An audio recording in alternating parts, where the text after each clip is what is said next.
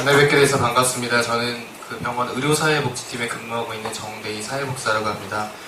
이식 환자분들께서 준비하시면서 기증자를 매칭되는 부분들을 걱정하시기도 하시지만 현실적으로 워낙 고액의 진료비가 드는 치료시기 때문에 치료비 마련을 어떻게 해야 될지에 대한 고민들이 많으신 걸로 알고 있습니다. 그래서 이식 준비 전후에 어떤 부분들을 좀 알아보고 준비하면 좋을지에 대한 정보를 좀 안내를 드릴 텐데요. 기본적으로는 일정한 소득재산 기준을 충족하셔야지 이용하실 수 있는 제도들입니다. 그래서 그 점을 감안하시고 들어주시면 되시겠고요. 제가 이 자리에서 모두 다 안내를 드리긴 하지만 사실 한번 들으셔서 이해하시기 쉽지는 않으실 겁니다. 평소에 접하셨던 정보들이 아니시기 때문에. 그럴 경우에는 뒤에서도 제가 다시 안내를 해드리겠지만 저희 의료사회복지팀이라는 부서로 외래에서든 입원에서든 의료진께 상담 의뢰를 좀 해달라라고 말씀하시면 저희 쪽에 의뢰가 오고요. 그럼 저희가 상담 시간을 정해서 개별적으로 만나 뵙고 그 가족에 해당되는 정보가 어떤 게 있을지 혹시 기준이 넘어서 안 되시는지 이런 부분들을 확인해 드릴 수가 있으니까요. 그렇게 확인해 주시면 되겠습니다. 오늘 살펴볼 부분은 이식에 있어서 사회복지사와는 어떤 상담을 할 수 있고 사회복지사가 어떤 역할을 하는지에 대해서 살펴볼 거고요. 그리고 이식 환자분들이 이용하실 수 있는 사회복지 정보에 대해서 안내를 좀 드리도록 하겠습니다. 먼저 이제 이식 환자분들께서 갖고 계신 심리 정서적 측면에서의 어려움이 있고 사회 경제적인 측면에서 어려움이 있으실 텐데 우선은 뭐 보시다시피 이식을 내가 받아야 된다라는 그런 정서적인 어려움과 또 기증자를 찾아야 되는 그런 어려움, 특히 이제 가족 중에서 기증을 해주실 수 있는 분이 안 계셔서 뇌사대기를 하셔야 되시는 분들 같은 경우에는 더더욱 이런 어려움들이 좀 크셨던 것 같습니다.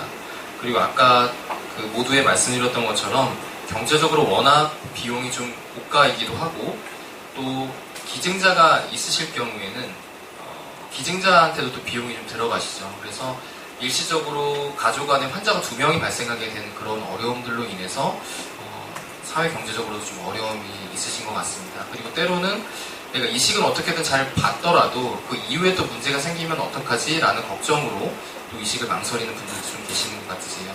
이런 어려움들이 있으셨을 때 의료진들께서 저희 팀으로 의뢰를 주십니다. 그럴 때 저희는 저희가 이식만 보는 건 아니고요. 여러 다른 질환들도 마찬가지로 질병에서 생기는 심리사회적인 어려움들에 대해서 상담을 하고요. 또 경제적으로 저희가 도와드릴 수 있는 제도들을 매칭해서 부담을 경감시켜드리는 역할을 하고 있습니다. 특히 이 시기에 있어서는 관련 법상에 생체 기증자에 대한 기증 전 상담 평가를 하도록 되어 있습니다. 사회복지사가. 그래서 이 부분으로도 생체 기증자분들은 만나 뵙고 있습니다. 저희 쪽에 의뢰가 되는 시점을 크게 이렇게 4가지 정도로 나눠볼 수가 있을 텐데요.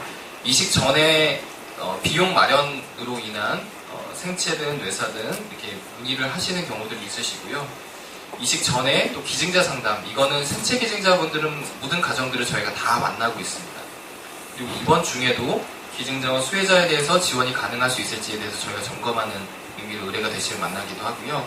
이식 이후에도 혹시 생각하기도 싫으시겠지만 거부 반응이 생겨서 다시 입원하셔서 뭔가 치료를 받으셔야 된다든지 그럴 때도 좀 비용 부담이 발생하시기 때문에 그런 부분에 대한 지원 가능할 수 있는지 이런 문의로 또 상담을 하기도 합니다. 그래서 이러한 시점들은 이 2번째 부분은 따로 문의를 안 하시더라도 법적인 제도를 거치셔야 되기 때문에 의뢰가 자동으로 오지만 나머지 부분들은 요청을 하셔야지 장기센터든 주치의 선생님께 문의를 하셔야지만 저희 쪽으로 접수가 될 수가 있으니까요. 내용을 쭉 들어보시고 필요하신 분은 의뢰를 해주시면 되겠습니다. 저희가 단연간 이식 환자분들을 만나면서 주로 호소하시는 문제를 몇 가지 좀 뽑아봤는데요. 일단 단연 제일 먼저 호소하시는 부분은 경제적인 부분입니다. 수술비를 대체 어떻게 마련하면 좋을 것인가, 또 기증자에 대한 비용도 마련돼야 되는데 어떻게 하면 좋을 것인가 이런 걱정들을 하십니다. 그래서 저희가 기증 상담할 때 보통 경제적인 정보도 같이 제공을 드립니다. 가족 상황들을 다 파악하기 때문에 그때 기준이 되실지 여부를 말씀을 드리고요. 뒤에 말씀드린 몇 가지 제도들은 기증자에 대한 지원도 검토할 수 있는 것들이 있습니다. 그래서 사회복지사 상담을 통해서 내가 지원받는 보험가가 있는지를 확인하는 절차를 밟으시면 되십니다. 이렇더라도 뭔가 방법이 없으시다면 개별적으로 어떤 개인 보험이라든지 자구책을 마련하셔야 되시겠지만 우선 도움을 받을 수 있는 자원들을 확인하는 것들이 좀 필요하실 것 같고요. 두 번째로는 수술 이후에 사회적인 문제에도 좀 어려움을 좀 호소하시는 경우들이 있으세요. 이 부분에 대해서는 옆에도 나와 있지만 새콩사랑이라고 해서 신장이식 기증 환자분들 같은 경우에는 자조 모임이 있고요. 간이식 환자분들 같은 경우는 자조 모임이 있는 걸로 알고 있습니다. 그런 자조 모임이라든지 이런 교육 행사들을 통해서 함께 대처 방안들을 모색해보고 고려해보는 부분들이 좀 필요하실 수가 있겠고요. 장애인 고용 촉진 공단이라는 곳이 있습니다. 이런 곳을 통해서도 취업 정보에 대해서도 문의를 좀 해보실 수가 있으실 겁니다. 다음으로 수술에 대한 양가 감정을 호소하시는 경우들이 있습니다. 특히 이제 생체 기증을 하시는 경우에 자녀분이 뭐 기증을 하신다든지 아니면 다른 가족이 기증을 하신다고 할 때 내 건강이 기증으로 인해서 나아지는 것은 너무 감사한 일이지만 가족에게 너무 미안한 마음으로 인해서 갈등을 하시는 경우가 있으십니다. 이럴 때는 가족들과 지금 이 기증이 이루어져야 되는 상황에 대해서 좀 열린 대화가 좀 필요하실 수가 있습니다. 때로는 가족들 중에서 너무 기증은 내가 해줘야 되겠는데 내가 마음의 준비라든지 몸의 준비가 너무 안 돼 있어서 이식을 앞두고 갑자기 사라지시거나 연락이 두절되시는 경우도 아주 간혹 있기는 합니다. 그래서 이런 부분들을 막기 위해서는 충분한 대화들이 좀 필요할 수가 있고요. 기증자 분도 저희 이제 장기식 센터라든지 저희 사회복지 상담을 통해서 내가 불안해하고 있는 부분은 무엇 때문인지에 대해서 막연하게 갖고 있는 불안감들을 없애는 것들이 중요하실 수가 있습니다. 그래서 이런 부분들에 대해서 괜히 얘기를 꺼내서 긁어부스럼을 만들까 걱정하셔서 미루시다 보면은 오히려 나중에 더 그런 소통이 안 됨으로 인해서 발생하는 어려움들이 있으실 수도 있으니까요. 좀 열린 대화가 좀 필요하실 수가 있겠고요. 이식 외에 다른 대안이 없으시다면 이식 이후에 건강회복과 가족들이 또 함께 할 수 있는 일이 무엇인지에 초점을 맞춰서 좀 보는 관점을 좀 전환해서 생각해보시는 것도 좀 방법이실 수가 있겠습니다. 다음으로 기증자가 주로 좀 호소하시는 문제 중에서 기증자가 젊으실 경우에, 특히 젊은 남자분이실 경우에 군복무와 관련된 문제가 있으실 수가 있습니다. 군대를 가기 전에 기증을 하시는 경우에는 병무청에서 신체 검사를 통해서 그럼에도 불구하고 갈 수 있는 여건이 되신다면은 가시기도 합니다. 기증을 하고 나서도. 근데 이제 면제가 되시는 경우도 있으시긴 하고요. 근데 그런 부분들은 100% 면제가 된다라고 보장하기는 어렵지만 신체 검사를 좀 받아보셔야 되시고요. 또 한 가지는 군대에 입대해 있는 상황에서 기증하시는 경우가 있으십니다. 그럴 때는 군대 내에서도 군병원이 있는데요. 군병원 안에 환자관리위원회라는 게 있습니다. 여기서 의병 전역, 의가사 전역이라는 건 아마 들어보셨을 텐데 의가사 전역은 가사 상황에 의해서 전역을 하는 거고요. 의병 전역은 병에 의해서 전역을 하는 걸 얘기합니다. 그래서 더 이상 군복무가 좀 어렵겠다 판단이 되는 경우에는 의병 전역을 하시는 경우도 있고요. 본인의 계속 군에서의 복무 의지가 너무 강력하다면 그런 부분들을 감안해서 계속 복무를 하시는 경우도 있긴 합니다. 그래서 이러한 부분들이 이슈가 있으실 수도 있다는 것을 아시고 결정하시면 좋으실 것 같습니다. 그리고 기증자, 아까 말씀드렸던 것처럼 막연한 두려움이 있으실 수가 있는데 이런 부분들에서 열린 대화를 통해서 의료진과 장기센터를 통해서 정확한 정보를 얻으시고 그거에 맞춰서 판단하시는 것들이 좀 중요하실 수가 있겠습니다. 그리고 기증 이후에 사회 차별에 대한 두려움이 있으실 수가 있는데 기증자 분들이 사실 장기를 떼주시지만 어떤 장애인 범주에 들어가거나 그런 것도 특별히는 없으세요. 근데 특히 젊으신 분들 같은 경우에 뭐 개인 보험에 들어가시거나 이러실 때 차별을 받으실 수도 있으십니다. 이럴 때 그러한 부분들은 부당한 대우에 해당이 될 수가 있어서 포노스라는 홈페이지에 들어가시면 장기 기증자 차별 신고센터라는 걸 운영하고 있습니다. 기증자가 부당하게 차별받는 경우가 있으시다면 이런 창구를 활용해서 신고하실 수도 있으십니다. 그래서 일단은 개괄적으로 기증자와 이식 환자분들이 상담하시면서 저희한테 주로 호소하시는 문제에 대해서 좀 살펴봤고요. 가장 궁금해하시는 경제적인 정보, 사회복지 정보로 이제 넘어가서 설명을 좀 드려볼까 합니다. 설명드리기 앞서 제일 먼저 살펴봐야 될 거에 이제 산정특례라는 제도입니다. 혹시 산정특례에 대해서는 들어보셨죠? 암 환자가 받으시는 경우도 있고요. 희귀난치성 질환자분들이 받으시는 경우도 있습니다. 신장 환자분들 같은 경우에는 투석하시게 되기 전에도 희귀난치성 질환으로 들어가시기 때문에 산정특례를 거의 다 적용을 받으십니다. 근데 간이식 환자분들 같은 경우에는 알코올성으로 인한 문제 같은 경우에 산정특례에 해당되는 건 없으시고요. 간암으로 인해서 이식을 받으시거나 아니면 희귀난치성 질환으로 인해서 천천성모 담도폐쇄라든지 희귀난치성 질환으로 인해서 이식을 받으실 경우에 산정특례에 이제 해당이 되실 수 있는 부분이죠. 산정특례라는 부분이 말이 참 어려운데 진료비 본인 부담이 높은 어떤 중증 질환들에 대해서 국가가 이제 본인 부담금을 낮춰주기 위한 건강보험성 보장을 높이기 위한 그런 제도입니다. 그래서 앞서 말씀드렸던 그런 특정 질환들에 해당이 되시는 경우에 이걸 받으실 수가 있고요. 뒤에서 말씀드린 이런 제도들도 내가 산정특례에 등록이 되어 있느냐 아니냐에 따라서 혜택을 받고 못 받고가 좀 달라지게 됩니다. 그래서 이 부분을 먼저 설명을 드리는데요. 먼저 간 환자부터 좀 살펴보겠습니다. 앞서 말씀드렸던 것처럼 알코올성 간 문제로 인한 분들 같은 경우에는 어떤 다른 제도를 통해서 지원받기는 좀 어려우시고 워낙 그냥 저소득층이실 경우에 민간 후원단체를 활용해서 저희가 후원하는 방식으로밖에 대처를 할 수가 없습니다. 그러나 이제 암으로 인하신 거라든지 희귀난치성 질환으로 인하신 경우에는 산정특례 등록이 일단 가능하실 수가 있고요. 이거에 맞춰서 또 그 간 장애에 대해서 또 등록을 또 해보실 수가 있으시죠. 그 다음에 이 부분이 해당이 되신다면은 담당 의사 선생님 통해서 진단서를 받으셔서 주민센터에 가셔서 장애 등록을 해보실 수가 있으십니다. 예전에는 의료진께서 내려주시는 등급이 거의 그대로 반영이 됐다고 한다면 지금은 소견을 주시는 거고요. 이 등급에 대한 정확한 심사는 국민연금공단에서 수행을 하고 있습니다. 그래서 중간 창구가 주민센터가 돼주는 거고요. 주민센터에 신청을 하시면 이쪽에서 국민연금공단으로 넘겨서 심의를 하고 등급에 대한 판정 여부는 또 주민센터를 통해서 들어볼 수 있는 구조로 되어 있습니다. 그래서 소견에 대한 부분을 받는 역할을 병원과 좀 상의를 하실 수가 있으십니다. 이러한 프로세스대로 좀 보실 수가 있으시고요. 그 다음에 이제 신장 환자분 같은 경우에는 일단 기본적으로 산정특례와 되게 유관이 많이 됩니다. 건강보험 환자 같은 경우에는 병원에서 산정특례를 신청하실 수가 있으시고요. 수급자 같은 경우에는 산정특례 등록을 주민센터나 구청에 가셔서 등록을 하셔야 되십니다.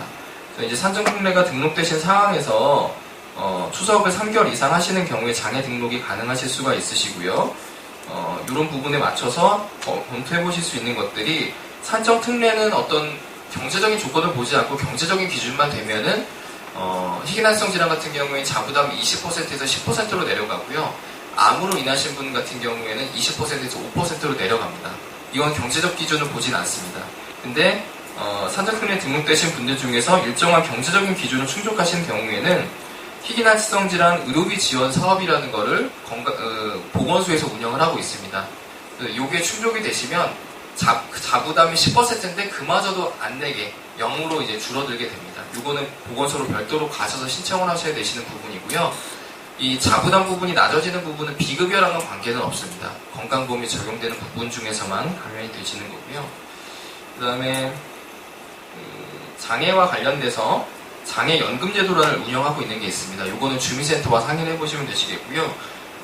간도 마찬가지고 신장도 마찬가지지만 국민연금을 가입해 있으신 분들을 대상으로 국민연금이 노후연금도 보장하지만 노후연금을 타기 전에 어떤 장애가 발생하셨을 경우에 장애연금이라는 걸 지급하시는 부분이 있습니다. 이 장애 등급을 받으시게 되실 경우에 국민연금공단에 문의하셔서 내가 장애연금을 받을 수 있는 대상인지를 한번 문의를 해보시면 좋으실 텐데요. 1급부터 3급까지 받으시게 되시면 요거는 이제 별도로 산정하는 겁니다. 그래서 1급부터 3급까지 받으시면은 일시금으로 연금을 2, 30만 원 정도 받으실 수가 있으시고요. 그 다음에 4급을 받으시면 일시금으로 받으시는데 이걸 받으시다가 나중에 연세가 되셔서 노후연금을 받게 되셨다 그러면 더 많이 받는 걸로 갈아타실 수가 있으십니다. 그래서 뒤에서 또 자세히 설명드리겠지만 이런 제도들, 이런 프로세스를 타고 검토를 쭉 내가 어떤 게 해당되는지를 좀 점검하시는 부분이 필요하실 수가 있습니다. 산정특례는 앞서서 말씀을 드렸고요. 보건소 의료비 지원 사업 같은 경우에는 암 환자 같은 경우에 운영을 하고 있고 희귀난치성 질환 같은 경우에 운영을 하는 부분이 있습니다. 그래서 내가 암으로 인해서 치료를 받고 계신다 그러시거나 희귀난치성 질환이 있으신 경우에는 산정특례가 등록이 되고 나서 내가 보건소에서 받을 수 있는 지원이 있을지를 거주지 보건소로 가셔서 한번 확인을 해보시면 되시겠습니다. 이 지원 같은 경우에 만약에 대상이 되신다면 내가 먼저 돈을 내고 나서 영수증을 내서 환급을 받으실 수도 있고요. 지급보증이라는 거를 공문으로 요청하실 수가 있습니다. 입원해 계신 경우에 지급보증을 요청해서 그 공문이 저희 병원 원무팀으로 들어오게 되면은 지급보증하는 금액 내에서는 환자한테 청구하지 않고 보건소로 병원에 직접 청구를 하게 됩니다.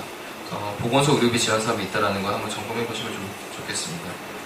다음으로 이제 기초생활보장제도와 차상위 제도인데요. 이거는 생계 자체가 아주 막막하신 저소득 계층을 대상으로 하는 제도입니다. 그래서 기초생활보장제도에 등록이 되신다면 중위소득 기준으로 29% 미만이신 경우에 생계급여를 국가에서 가족 인원수에 맞게 지원을 해주고요. 그 기준에 맞게 보장하는 부분이 약간씩 달라집니다. 이런 수급자가 되시기까지는 아니지만 그에 못지않게 어려움이 있으신 경우에는 차상위 본인부담 경감 대상자라고 등록을 해서 의료비 자부담을 좀 줄여주는 제도도 있습니다. 내가 경제적으로 너무나 어렵다라고 하시는 경우에는 거주지 읍면동 사무소에 가셔서 이 제도를 신청해 보시면 좋으실 텐데요.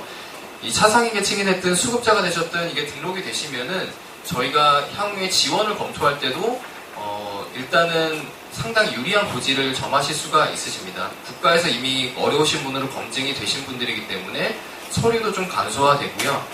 지원에 좀 유리하게 됩니다. 단 이렇게 대상이 되시더라도 실손보험으로 보장받는 부분이 있을 수 있다면은 지원은 약간 어려우실 수가 있습니다. 실손보험이면은 있으시면 중복으로 지원할 수 있는 부분이 있기 때문에 실손보험이 있으면 다른 여러 가지 지원들이 약간 어려우실 수가 있으십니다. 장애인 등록은 아까 말씀드렸던 것처럼 간장이라든지 신장장이라든지 의사 선생님 소견을 받으셔서 주민센터로 신청하시면 되시겠고요. 아까 말씀드렸던 국민연금에서 운영하는 장애연금 제도라는 게 있습니다. 이거는 국번 없이 1355번으로 전화하셔서 내가 장애연금 받을 수 있는 대상이 될 수 있는지를 문의하시면 되시겠습니다. 국민연금을 내가 발병하기 전에 가입해서 납부하고 있으신 분이셔야지 되시고요. 이미 노후연금을 받고 계신 분들은 해당이 되시진 않으십니다. 그리고 한 가지 더 말씀드리면 장애 등급을 받으시는 분들이 좀 상당수 계시겠지만 내가 장애 등급을 받기 전이라고 하더라도 산정특례 일단 등록이 되어 있으시면은 세법상 장애는 넓게 보기 때문에 산정특례에 등록되신 분들께 세법상 세금 공제 혜택을 드립니다. 요거는 병원 2층에 가시면 자동 발급기가 있어요. 입퇴원 확인서라든지 이런 걸 자동으로 발급받는 키오스크가 있는데 거기 네 번째 탭에 소득공제형 장애인 증명서 발급받는 탭이 있습니다. 그걸 누르시면은 산정특례가 등록되신 분들은 누구나 자동으로 발급을 받으실 수가 있으세요. 이런 부분들을 장애와 관련된 부분들을 활용해 보시면 되시겠습니다. 내가 그러면 장애 등록이 되면 어떤 서비스를 받을 수 있느냐? 주로는 세제 공제 혜택이나 의료비 감면되는 혜택은 특별히는 없으시고 공공 서비스 분들에 대해서 저렴하게 이용하실 수 있는 그런 부분들이 주로 혜택이 됩니다. 이 부분은 제가 자료에도 실어놨으니까요. 한번 내가 내 등급에 맞춰서 어떤 게 내가 해당이 될 수 있는지를 점검해 보시면 되시겠습니다. 장애 지원제도 비교는요, 여러 가지가 이제 엮여 있다 보니까 제가 이제 한 표에 정리를 해놓은 부분이고요. 아까 말씀드렸던 부분들을 비교해서 같이 보시면 되시겠습니다. 그렇다면 이제 저희 쪽에 이제 뭔가 신청을 하시려면은 어떻게 하면 좋을지에 대해서 부분인데요. 앞서 말씀드렸던 건 이제 제도적인 부분이고 실제로 또 의료비를 지원하는 제도는 또 따로 있습니다. 의료비를 뭔가 지원받기 위해서는 저희가 주로 보는 요소가 크게 네 가지입니다. 소득 수준이 어떻게 되시는지, 재산 수준이 어떻게 되시는지, 또 사보험으로 보장받을 수 있는 것들은 있으신지, 또 장성하신 자녀가 있으신 경우에 그럼 부양 가족의 지지 여건은 어떠신지 이런 부분들을 저희가 보는데요. 먼저 구두 상담을 하고요. 구두 상담사 기준에 충족될 것으로 보이면은 그 상황을 증빙할 수 있는 서류들을 저희가 요청을 드립니다. 그래서 서류를 제출하시고 저희가 적절한 후원단체에 신청해서 결과를 받아보기까지 시간이 걸리기 때문에 이런 부분들을 미리 상의를 좀 해보시면 좋으실 것 같고요. 뇌사이식 환자분들 같은 경우에 사실 내가 언제 이식을 받을지 모르기 때문에 예측하기가 어려운 부분이 있으시지만 생체계증 같은 경우에는 언제 내가 이식받을 수 있을지가 가름이 되시기 때문에 그 기준으로 해서 미리 한 달 전쯤에 준비하시면 아마 충분하시지 않으실까 싶습니다. 그리고 대부분의 어떤 지원들은 퇴원 후 내가 먼저 돈을 내고 나서 환급받을 수 어렵게 되어 있습니다. 뒤에 말씀드릴 재난적 의료비 지원 사업이라는 정도 빼고는 거의 대부분 소급되지는 않습니다. 그래서 미리 일단 저희랑 상의를 좀 해보시는 게 좋으시겠고요. 기증자와 소외자가 같이 지원받을 수 있는 방법이 있으실 수도 있습니다. 뒤에서 말씀드릴 재난저금리 지원 사업 같은 경우에 특수하게 나중에 기증 입원하시고 이식받은 입원을 하셨을 때 그 입원비를 합산해서 신청을 하실 수가 있으십니다. 재난저금리에서 그런 부분도 있을 수 있고요. 워낙 경제적으로 너무 어려우신 경우에는 저희가 민간후원단체를 연결을 해서 기증자 가정도 지원하고 수급자 가정, 수혜자 가정도 지원하고 이렇게 프로세스가 진행되는 경우도 있습니다. 근데 기증자 가정 자체가 너무 경제적으로 좀 여력이 있으신 경우에는 지원이 좀 어려우실 수도 있으십니다. 기증자 가정은. 근데 이제 두 가정을 각각 다 평가를 하는 구조로 가기 때문에 그런 부분은 감안하시면 되시겠습니다. 그래서 가능한 한 빠르게 저희랑 시간을 벌고 충분히 이것저것 검토할 수 있는 시간을 벌어놓으시는 게 제일 중요하실 것 같으세요. 그리고 앞서서 교수님께서 설명하신 부분 중에서 탈감작 치료와 혈장 교환술 이런 부분을 말씀하셨는데요. 헌혈증 지원이 가능할 수가 있습니다. 탈감작 치료 받으시는 분들 중에서 혈장 교환술을 하실 경우에 그 비용도 사실 만만치가 않으실 수가 있는데요. 혈장 교환술 같은 경우에 헌혈증을 내시면 일정 부분 감면되는 부분들이 있으세요. 그래서 이 부분은 따로 서류를 많이 내시고 이런 것들을 거치지를 않습니다. 의뢰만 저희한테 주시면 되세요. 그래서 경제적 기준이 초과를 하더라도 이거는 경제적 기준을 보지 않고 지원해드리는데 헌혈증 한 장당 대략 5,000원에서 한 10,000원 정도 감면이 되시고 이것도 한 100장 정도 지원을 마시면은 꽤 금액이 되죠. 그래서 내가 혈장 교환술을 받게 된다. 그런 경우에는 장기센터를 통하든 의료진을 통하든 저희 팀으로 헌혈증 지원이 필요하다고 의뢰를 주시면 저희가 필요한 장수를 확인해서 그거는 이제 아주 간편하게 드릴 수가 있습니다. 그래서 제가 말씀드린 이런 기준들을 내가 충족하는 게 전혀 없다라고 하더라도 혹시 내가 헌혈증이 필요하신 상황이다. 영수증 중에서 수혈 및 혈액 제재료라는 항목이 있어요. 거기에 발생한 금액이 있으면 헌혈증을 냈을 때 감면이 되실 수 있는 거거든요. 이런 부분들을 좀 기억하셨다가 활용해 보실 수도 있으시겠습니다. 간과 신장이 지원받을 수 있는 단체들이 약간은 다릅니다. 상대적으로 신장이 좀 지원 단체가 조금 더 많으신 편이세요. 여기는 이제 비슷하게 나와 있지만, 저희가 이제 이런 단체들을 활용을 하는데요. 각 단체마다 기준들이 조금씩 상이하기 때문에 저희가 상담을 해서 가장 적절한 단체들을 연결해드리고 가장 많은 지원을 최대한 연결할 수 있는 조합을 저희가 고려를 해서 진행을 합니다. 그래서 이런 부분들은 저희한테 맡겨주시면은 저희가 이제 선정을 해서 설명을 이제 이러한 이유 때문에 이러한 단체들 저희가 조합해서 연결을 한다 이렇게 말씀을 드리게 되고요. 일정 단체들은 중복을 허용하지 않기도 합니다. 제가 말씀드린 중복은 총액 중에서 이걸 넘어가는 중복을 얘기하는 건 아니고요. 1,000만 원이 만약에 나왔을 경우에 A라는 단체를 통해서 500만 원을 지원하고 B라는 단체를 통해서 500만 원을 지원하고 이런 식으로 연결을 해볼 수는 있거든요. 조각조각을 맞춰서 저희가 연결해 볼 수도 있습니다. 그런 경우에는 이제 서류 같은 것도 여러 장이 좀 필요할 수가 있는데 그러한 부분들은 개별 상담을 통해서 계획을 좀 수립해 보시면 좋으실 것 같습니다. 그래서 이 참고사항에 맞춰서 저희가 지원을 하니까요. 그런 부분들은 감안을 해보시면 되시겠고 때로 너무 고액의 진료비가 들거나 경제적으로 전반적으로 너무 어려우셔서 이식 이후에 면역제제 복용이나 이런 것도 너무나 어려움이 있으시고 이러신 경우에는 저희가 때로는 방송국을 연결하기도 합니다.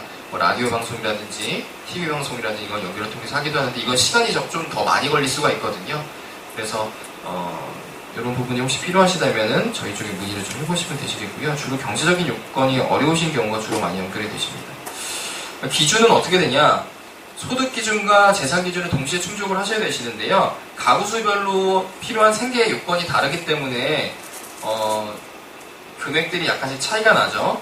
예를 들어서 3인 가구시다 그러시면은 우리 가구에 소득이 200만 원 미만이신 경우가 아주 적극적인 대상에 들어가실 수가 있고 280만 원 미만이시다 그러면 저희가 몇 가지 검토를 해볼 수 있지만 연결되기 되는 걸 아주 보장하기는 좀 어렵습니다. 그래서 이 금액을 넘어가면은 좀 어렵다라고 보시면 되시겠고요. 최소 이 금액 이내로 들어가셔야 조금 적극적으로 뭔가 검토해볼 수 있겠다 보시면 되시겠고 재산 같은 경우는 마찬가지로 3인 가구실 경우에 우리 집 재산이 부채를 마이너스 했을 때 공시지가로 1억 3천만 원 미만이시다 이러실 경우에 아주 적극적인 대상이 되실 수가 있고 이 금액 미만이시면 저희가 검토해볼 수 있지만 지원이 약간 어려우실 수도 있습니다. 이 금액이 넘어가시면 검토할 수 있는 자원들이 좀 극히 줄어들게 되실 겁니다.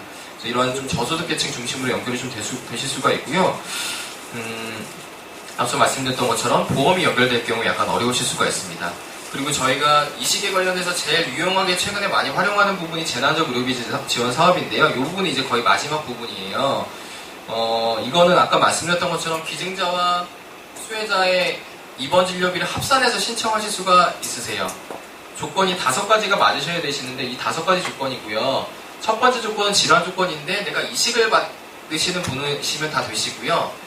이식 전이라고 하더라도 내가 희귀난치성 질환이나 암과 관련된 부분이 있으시면은 입원 진료비에 대해서 다른 요건이 다 충족하시면 신청해 보실 수도 있습니다. 의료비가 일정 금액 이상 나오셔야 되시고 이게 소득 수준은 건강보험료를 얼마나 내시는지에 따라서 좀 다른데요. 요 2가지가 연동이 됩니다. 뒤에서 표를 보고 좀 설명을 드릴 거예요. 재산 기준은 약간 아까보다 좀 높은데요. 공시지가 기준으로 2억 7천만 원이 넘지 않으시면 되시고 차량은 3,000cc 미만 차량 갖고 계시면 상관이 없습니다. 그리고 실손보험이 없으신 경우에 지원이 되는데 내가 실손보험은 있지만 공교롭게도 내가 이식을 받는 시점에 면책기간이 돼서 보험은 있지만 내가 실제로 받지는 못한다. 그러신 경우에는 그거에 대한 증빙서류를 내시면 됩니다. 내가 실손보험은 가입이 되어 있지만 이게 실제로 기능하지 못하는 상황이다라는 거를 보험사에서 확인서를 받아서 내시면은 없는 걸로 칠 수가 있습니다. 이 5가지가 동시에 충족이 되면 신청해 보실 수가 있고요. 퇴원 후 2달 이내까지 신청을 해보실 수가 있으세요. 근데 단 예산이 다 떨어질 경우는 안 되기 때문에 내가 퇴원하자마자 최대한 빨리 신청해 보시면 좋으실 것 같습니다. 뒤에 보면요. 신청하는 곳은 거주하시는 지역 건강보험 공단 지사로 가셔서 신청을 하시면 되세요. 그래서 기준을 보시면 내가 의료급여나 차상위 계층이다 그러면은 100만 원만 넘게 나와도 신청해 보실 수가 있으세요. 그러면 약 50% 정도를 환급해 주시는 거고 이분들 같은 경우에는 지급 보증이 가능하실 수가 있습니다. 나머지 분들은 내가 내고 나서 되돌려 받아야 되는 구조예요. 예를 들어서 중위소득 80% 이하 기준이다 그러면 3인 가족 기준으로 이거는 건강보험이 묶여있는 가족 기준이에요. 내가 3명이 건강보험 묶여있으신 경우에 직장가입자면은 88,000원 미만 지역가입자면은 89,000원 미만으로 내고 계신다 그러시면은 내가 200만 원만 넘게 나와도 신청해 보실 수가 있습니다. 근데 사실 이식 같은 경우에는 이걸 훌쩍 넘어가시기 때문에 요 다음 기준 안에 들어오신 분들까지도 해보실 수가 있으세요. 3인 가구신데 요 기준은 넘어가시는데 직장 기준으로 13만 원 미만이시고 지역가입 기준으로 14만 원 미만이시다. 이 정도 기준이시면 1000만 원 넘게 나오시면 신청해 보실 수가 있으세요. 그러면은 기증자 입원 진료비랑 수혜자 입원 진료비랑 합산하면 이건 아마 충분히 다 넘으실 겁니다. 그래서 이 2번째 테이블 기준 안에 넘어가지 않으신다면 아마 신청을 해보실 수 있지 않으실까 싶어요. 그래서 요거는 1577에 1000번으로 전화하셔서 재원 기간 중에 내가 신청 대상이 될 수 있는지 조회를 해달라고 요청을 하시고 대상이 되신다고 하면은 퇴원 후 2달 이내에 신청을 하시면 되십니다. 이 조건이 다 충족을 하시더라도요, 2달이 넘어서 신청하시면 대상이 안 되시거든요. 2달 이내에 꼭 신청하신다는 기억을 하시고요. 워낙 좀 복잡한 지원이기 때문에 혹시 상담이 필요하시면은 저희 팀에 의뢰해 주시면은 저희가 또 자세하게 더 안내를 좀 드릴 수가 있습니다. 제도적인 부분은 여기까지 좀 안내를 드렸고요. 맺은말로서는 한 가지 더 당부를 드리는 부분입니다. 저희랑 빨리 상담을 하시는 게 지원을 한 가지라도 더 검토를 해볼 수가 있고 여러 가지 요소들을 저희가 점검을 해서 최대한 도움드릴 수 있는 방법들을 찾아볼 수가 있으니까요. 빨리 상담을 해주시면 되시겠고 의뢰를 최대한 빨리 주시는 게 좋으십니다. 일단 기본적으로는 생체기증 같은 경우엔 기증자 상담에서 한번 걸러지게 돼요. 그때 여러 가지를 충분히 물어보시면 되시겠고요. 그 전에도 기증자 상담을 진행하기 전에도 문의가 가능하실 수가 있으십니다. 그래서 이런 부분 잘 기억해 놓으셨다가 사실 담을 수 있는 정보들은 최대한 담아서 자료집에 넣어드렸습니다. 그래서 이런 부분들을 보시고 도움이 필요하시면은 간 이식 담당은 이 번호고요. 신장 이식 담당은 이 번호입니다. 이 번호 선생님한테 전화를 하셔서 문의를 해주시면은 저희가 성심성의과 전화로 문의를 드리겠고요. 자세한 상담은 의뢰를 주셔서 개별 시간 정하셔서 진행을 하시면 되시겠습니다. 네, 긴 시간 경청해 주셔서 감사합니다. 네, 감사합니다. 혹시 뭐 질문사항이 있으실까요? 네.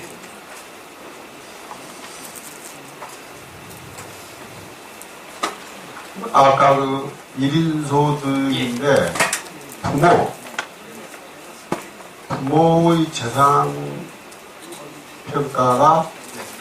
기초생활수급자로 결정이 됐다고 합니다. 네. 현재 20 준비 단계에 있는데 네네. 여기다 신청하면 되겠냐. 부모 재산이 없다는 거죠. 소득도 네네. 없고. 네. 근데 가구는 딱 떨어져 있어요. 네. 자녀인데 공립에 사는데 네. 1인 가구인데 수급자로 되어 있으세요? 기초생활수급자 돼요. 네. 일단 수급자분들은 아까 말씀드렸던 것처럼 실손보험으로 보장받을 부분이 특별히 없으시면은 지원 검토할 수 있는 부분들이 상당히 많습니다. 그래서 일단은 그러신 경우에 네. 저희 팀에 의뢰를 주셔서 상담을 네. 꼭 해보시면 좋으실 것 같고요. 예. 저희 병원 같은 경우에 기초생활 수급자로 지정되어 있으신 의료급여 1, 2종 환자분들 같은 경우에 선택진료비를 받지는 않습니다. 여기 다 내고 있어요. 예? 여기에 지금 네. 이 센터에 응해놓고 다니고 있어요. 병원에. 아, 네네네. 의뢰 주시면은 상담을 해보실 수 있으실 것 같으세요. 예. 예. 그 의료급여 환자분들은 저희가 선택진료비를 받지 않기 때문에 신장 기준으로 했을 때는 신장 그 이식 입원비가 500만 원 전후로 발생을 하세요. 아주 크지가 않습니다. 다행스럽게도 차상 계층은 1000만 원 미만으로 아마 나오실 거고, 그래서 그 부분들을 저희가 최대한 지원할 수 있는 부분들을 검토를 할 수가 있을 테니까요. 상담만 미리 해주시면 좋으실 것 같습니다. 네, 감사합니다. 네네. 네, 다른 궁금하신 점 없으시면은 제 그 강연 이걸로 마치고요. 개별 상담을 통해서 저희가 더 자세한 부분을 안내드릴 수 있기 때문에 필요하신 분은 의뢰를 주시면 되겠습니다. 감사합니다.